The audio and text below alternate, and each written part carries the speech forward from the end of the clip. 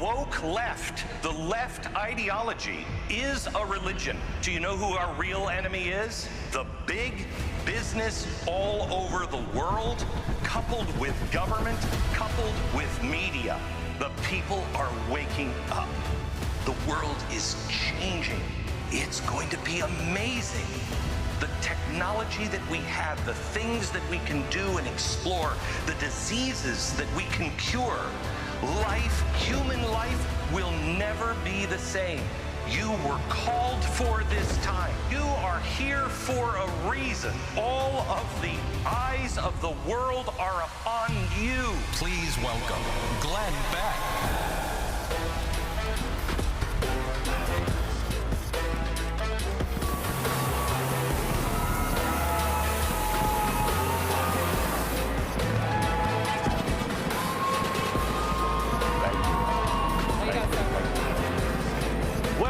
tpusa. Hello, hello, hello. I brought somebody in because I saw something that I just thought was so incredible, and it shouldn't be, but it was.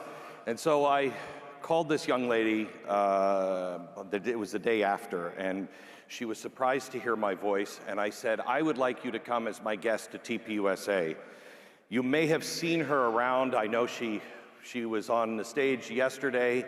May I reintroduce you to Jeannie Beeman.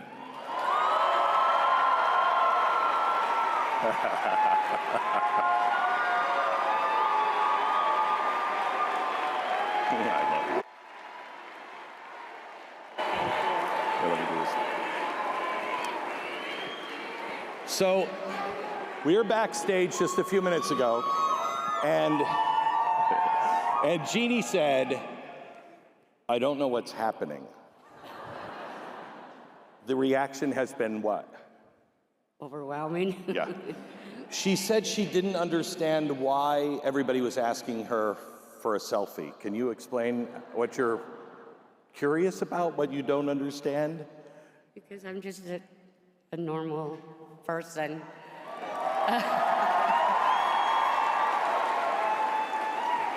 And that is why you're here.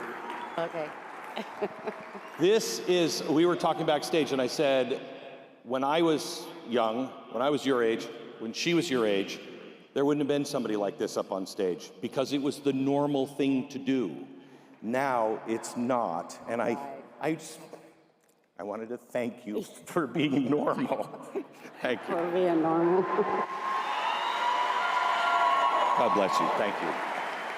Back off.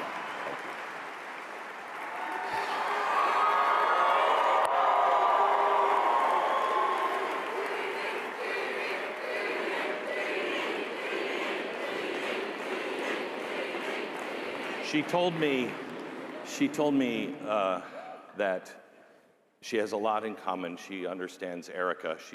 She lost her husband. And she said there are days that she has to hold on to her chest because she feels like her heart's going to explode without her husband. So that's why she is who she is. She is a woman with great heart, great heart. So I have a ton to share with you, and honestly, I had a completely different speech that I was prepared to give you today until I started watching, and I last night started thinking about you and what you need to hear. I wanted to talk to you about history. I wanted to talk to you about the economy and what's coming. I wanted to talk to you about what is coming for Western civilization, and to warn you that today the times have changed and you are desperately needed, desperately needed. But there's something else that I think is more important that you need to hear. We must stop fighting with one another.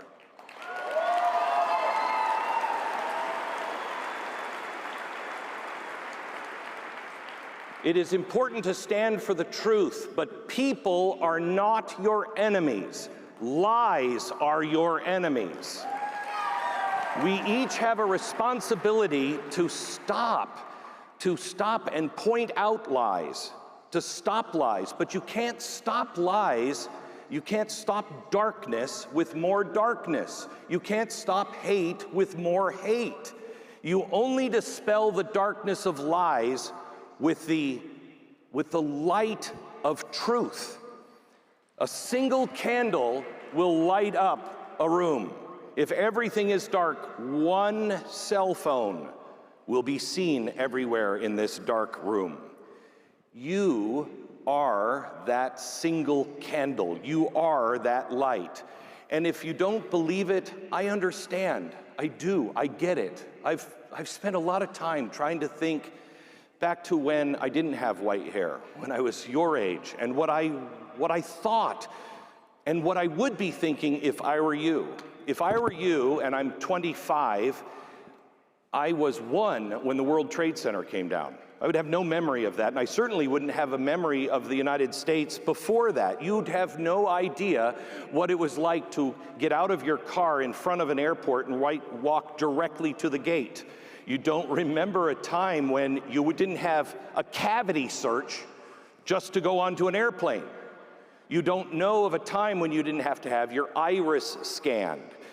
Until, if you were born in 2000, you don't know of a time when this country wasn't at war or the world wasn't on the verge of global war. That is a frightening place to live. When you were 8 years old, the financial crash happened, and maybe your parents lost everything. But the big guys in New York, the big guys at the banks, they didn't lose everything. Nobody went to jail. And you and your family paid the price that none of them had to pay. Then, 2008, 2009, the cell phone comes out, social media comes out. It's supposed to connect us so we can talk to our friends, and it does just the opposite. It divides us, it changes us. Then 2020 hits, COVID happens. If your parents survived 2008, now they face COVID. And if they happen to own, let's say, an Ace hardware store, a local hardware store, what happened? They were shut down because their local hardware store was killing grandparents. But Home Depot was fine. Once again, you saw the entire system turned upside down, and the little guy gets screwed. Then, with nobody going to jail, you're also in school, taught all kinds of things. Men can be women, and women cannot be defined unless you're a scientist, I guess. You were also told, just study hard. Just keep your nose clean, just do the right thing, study hard, go to college, get a degree, keep your grades up, and you'll get a good job. Well, you did all of those things, and there are no jobs for you. Everything, if I'm 25 years old, I would think absolutely everything is a lie. I get it. So let me start with this. You are not crazy. You are not lazy. You are not imagining things. The truth is, the rules have changed. Promises have been broken. Institutions have failed. Banks were rescued while families like yours weren't. And you were told to follow a path that would guarantee security, and it provides none of that.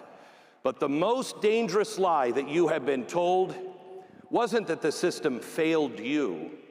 The biggest lie that you were told is that you don't matter.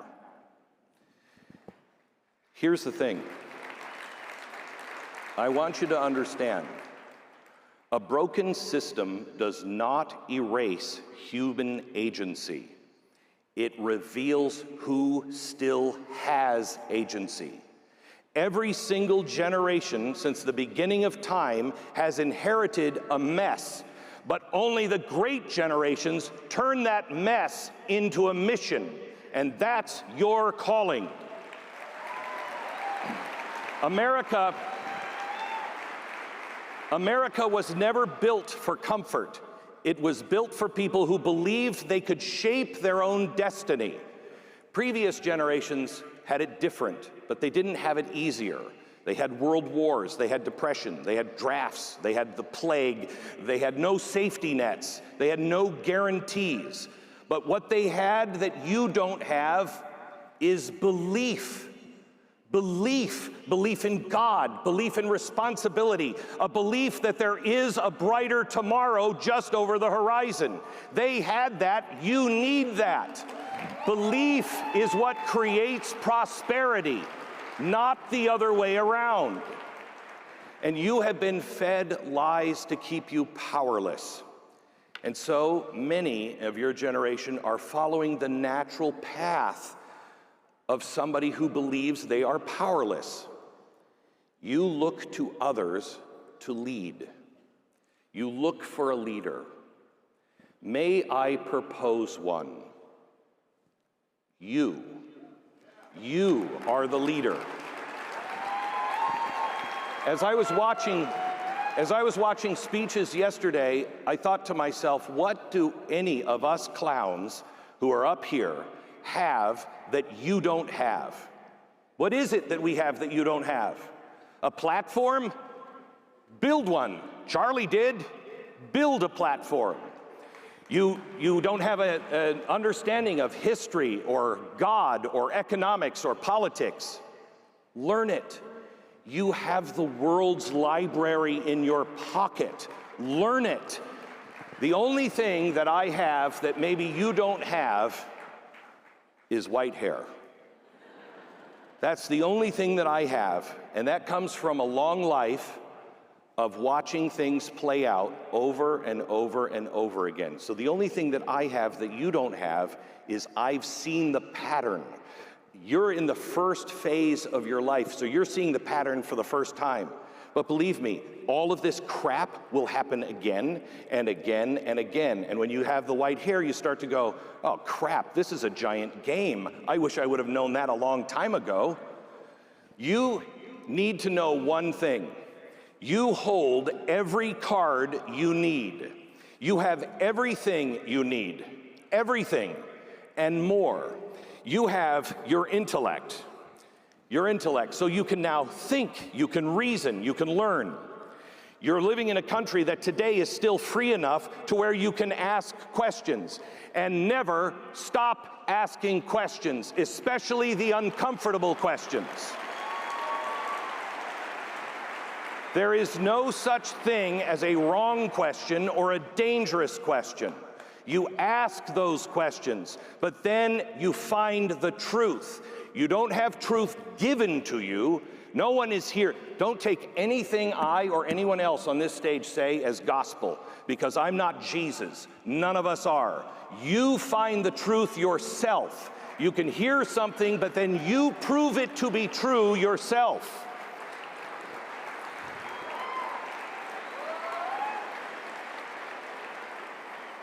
Here's something else that you have that I think you dismiss. You're here. So if not you, who? If not now, when? The other thing you have that you dismiss is that you're alive. And that to me proves the fact God does not make excess people. You have a reason to be here.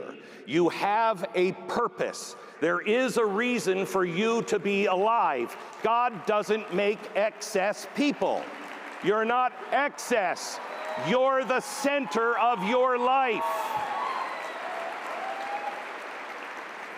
I will tell you that I believe I'm 61. I believe 2 months ago, I discovered the reason why I was born. And I had planned on talking to you about that because it's really important.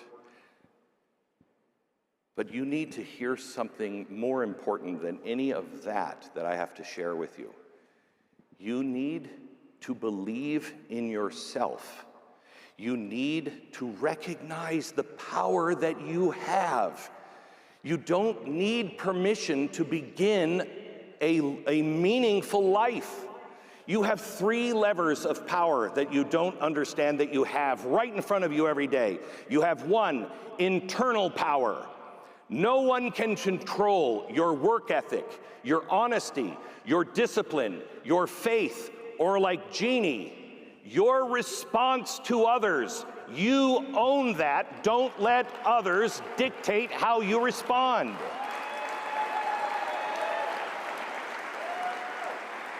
You also have compounding power. The compounding power. Small, consistent actions every day will beat institutions every time, because your skill compounds. Every time I met with Charlie, he was a different and better person. Every time he was smarter. He was deeper in with God. He was more successful. And towards the end of his life, it was compounding so rapidly that the changes were staggering. But he's the one who did it. He just chose to do it. Reputation compounds, integrity compounds, intellect compounds. Time is not on my side for compounding any of that anymore. But you have all the time you need to be far greater than anyone else you're going to hear speak today. The third thing you have is spiritual power. Meaning is not given by governments or markets. Purpose precedes prosperity. God doesn't create excess people. If you exist, it means you're needed. You are not born too late. You were born into this moment for a reason only you will find, and it requires courage to go out and find it and stand. You are not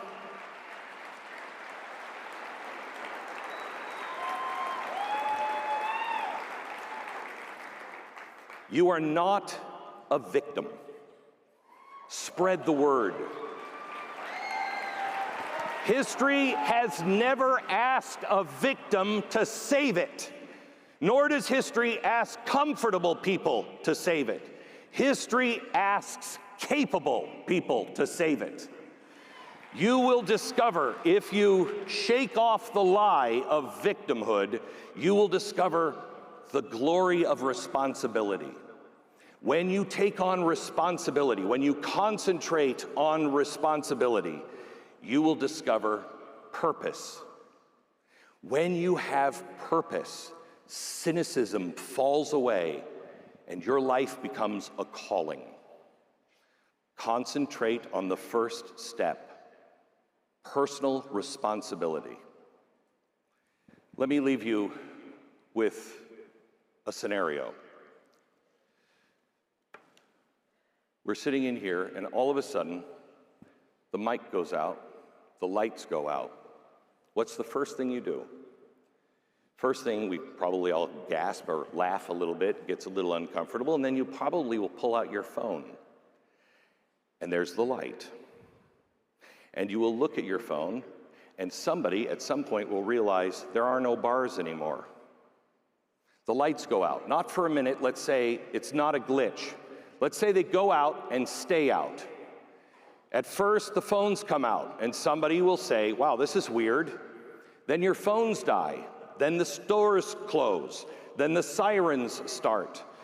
By tomorrow morning, if the lights went out right now and they stayed out, and it was out everywhere, by tomorrow morning, there would be a change in most people's eyes. And it would not be fear, it would be confusion, which is worse. When the system disappears, people don't ask the question, who's in charge? When the lights go out and stay out, people begin to ask the question, who knows how to live without the system? Some people will freeze. Some people will wait. Some people will demand answers. I want answers. Somebody's got to pay for this. And they'll be demanding answers from institutions that no longer answer. Others will just look around. Others will begin to look around and then check on neighbors. They'll begin to share food.